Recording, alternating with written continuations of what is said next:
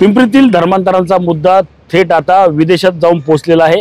एका अमेरिकन नागरिकाला अटक केल्यानंतर या ठिकाणी आता गुन्हा दाखल करण्यात आला आहे। याच संदर्भात भाजपचे आमदार उमा खापरे यांनी देखील पोलीस आयुक्तांना सखोल चौकशी करण्याची मागणी जी आहे ती आपल्या पत्राद्वारे केली आहे।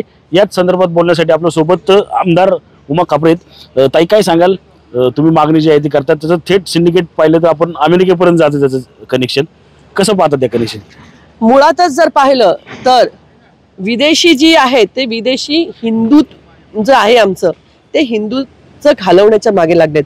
त्यांचा ख्रिश्चन धर्मियांचा जो आहे तो इथे पडदा वाढवण्याचा प्रयत्न करतात, पण आम्ही ते होऊ देणार नाही। वाईट वाटतं की जेव्हा आमच्या सांगलीची महिला जी आत्महत्या करते कारण तिला ख्रिश्चन व्हायचं नव्हतं, हे हिंदुत्व आमचं आहे आणि हे लोक आमिष दाखवतात, पैशाचा आमिष दाखवतात। तुम्ही आजारी आहात, तुम्हाला आम्ही मदत करू आणि फक्त येशू हाच देव आहे अशा पद्धतीचं वल्गना ही लोक गरिबांच्या तिकडे जाऊन करतात। ज्या पद्धतीने कॅलिफोर्नियाचा जो माणूस आहे तो गेले 3-4 वेळा विजा घेऊन इकडे येतोय, व्यवसाय म्हणून, बिझनेस म्हणून येतोय आणि इथे धर्मांतर करण्याचा प्रयत्न करतोय।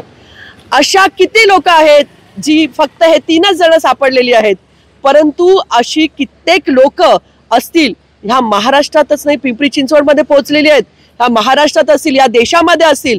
परंतु सीपी साहेबांना सांगितलं या पिंपरी चिंचवडमध्ये अशी कुठली संस्था आहे ज्या संस्थेच्या अंतर्गत ही लोक काम करतात, अशी किती लोक आहेत त्यांचाही शोध तुम्ही घेतला गेला पाहिजे आणि ह्या नराधमाला सोडलं नाही पाहिजे। जो आमच्या हिंदुत्वाकडे बघतो ना त्याला सोडलं गेलं नाही पाहिजे। ख्रिश्चन मिशनरी ज्या पद्धतीने जे काम करते, आज बाहेरच्या देशातनं येतात, आमच्याकडे आर्थिकदृष्ट्या दुर्बल लोकांना घेऊन जवळ घेऊन त्यांचं धर्मांतर करण्याचा प्रयत्न करतायत। तो धर्मांतर करण्याचा प्रयत्न जो आहे तो आम्ही तोडून काढू, मोडून काढू। आम्ही विधान परिषदेमध्ये सुद्धा मी हा विषय मांडला होता।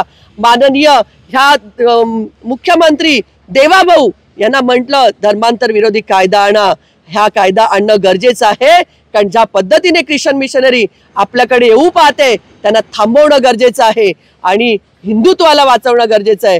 त्यामुळे सीपी साहेबांना म्हटलंय ढूंढ के निकालो, जो भी है चुन चुन के निकालो, कारण की गरज आहे त्या गोष्टीची आणि त्यांना आपल्याकडनं हकलवून लावा आणि जो अटक केलाय त्याला सोडू नका, त्याला कडक शिक्षा झाली पाहिजे, अशी कठोर शिक्षा झाली पाहिजे अशी मागणी सीपी साहेबांकडे केली। ताई, मागच्या आता अधिवेशन झालं विधानसभेचं, त्यात मोठा मुद्दा जो आहे तो गाजला।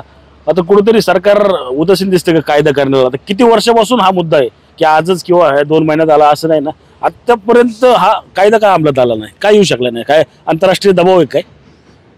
आंतरराष्ट्रीय दबाव? आम्ही दबावाला बळी पडणारी लोक नाही आहोत।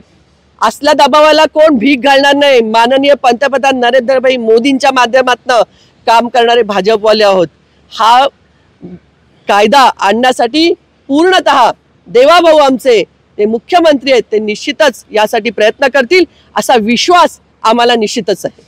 नक्कीच लवकर हा कायदा जो आहे तो येईल, त्यासाठी प्रयत्न जे आहे ते सत्ताधारी करतील असं देखील यांच्याकडून सांगण्यात आलं। मात्र आपण पाहिलं तर गेल्या काही दिवसापासून पिंपरी चिंचवड शहरामध्ये अनेक ठिकाणी असे धर्मांतरांचे प्रकार जे आहेत आता उघडकीस येऊ लागलेले आपल्याला एकूणच पाहायला मिळत आहेत। रणजित जाधव, TV9 मराठी, पिंपरी चिंचवड।